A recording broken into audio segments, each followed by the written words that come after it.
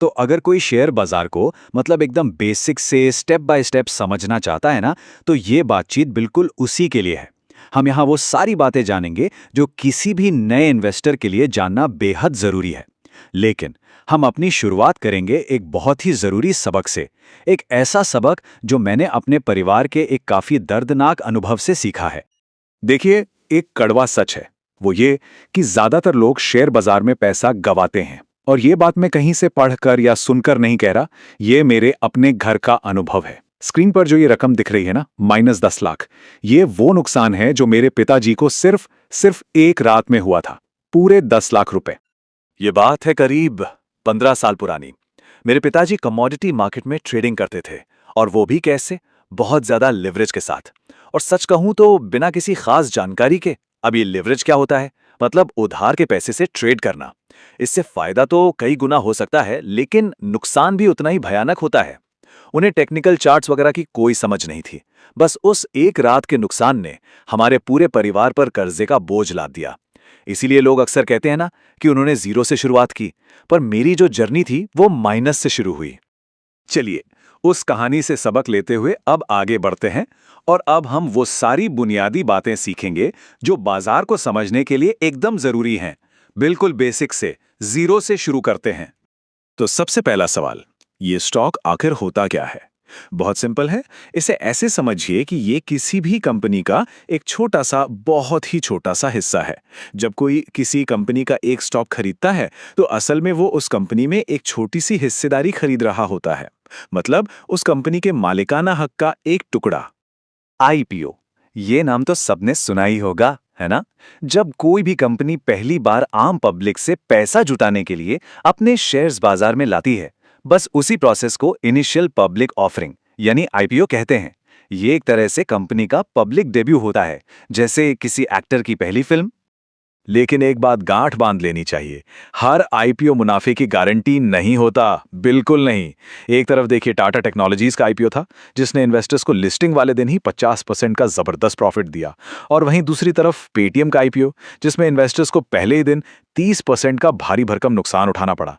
तो इससे क्या पता चलता है? यही कि किसी भी आईपीओ में पैसा लगाने से पहले उस कंपनी के बिजनेस को, उसकी फाइनेंशियल हेल्थ को अच्छे से समझना कितना ज्यादा जरूरी है। अच्छा, तो ये स्टॉक्स की सारी खरीद बिक्री होती कहाँ है? ये होती है एक ऑफिशियल मार्केट प्लेस पर, जिसे हम स्टॉक एक्सचेंज कहते हैं। इंडिया में दो मेन एक्सचेंज हैं। एक है नेशनल स्टॉक एक्सचेंज यानी एनएसई, और दूसरा है बॉम्बे स्टॉक एक्सचेंज मतलब बीएसई। अब एक ऐसे कॉन्सेप्ट पर आते हैं जिसे ज्यादातर नए इन्वेस्टर्स नजरअंदाज कर देते हैं, और सच मानिए ये बहुत बड़ी गलती है।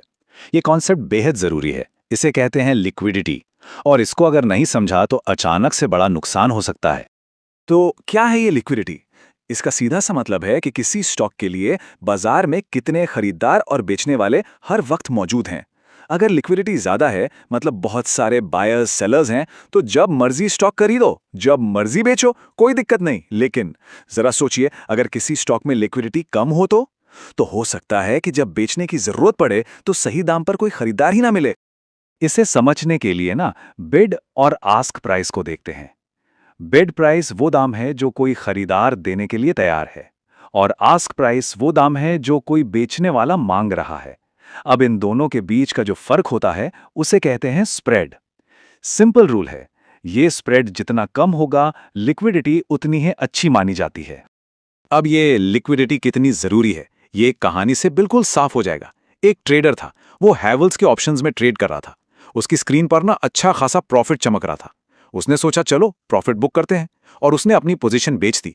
लेकिन उस स्टॉक में लिक्विडिटी इतनी कम थी कि जिस दाम पर वो बेचना चाहता था, वहां कोई खरीदार था ही नहीं। उसका ऑर्डर एग्जीक्यूट हुआ, लेकिन बहुत नीचे के दाम पर। और जो प्रॉफिट स्क्रीन पर दिख रहा था ना, वो पल भर में एक बड़े लॉस में बदल गया। सोचिए कैसा लगा होगा उसे। ओके, तो अभी तक हमने बेसिक समझ लिए, लेकिन अब इस पूरी बातचीत में एक ऐसा ट्विस्ट आने वाला है जो शायद सबको हैरान कर देगा।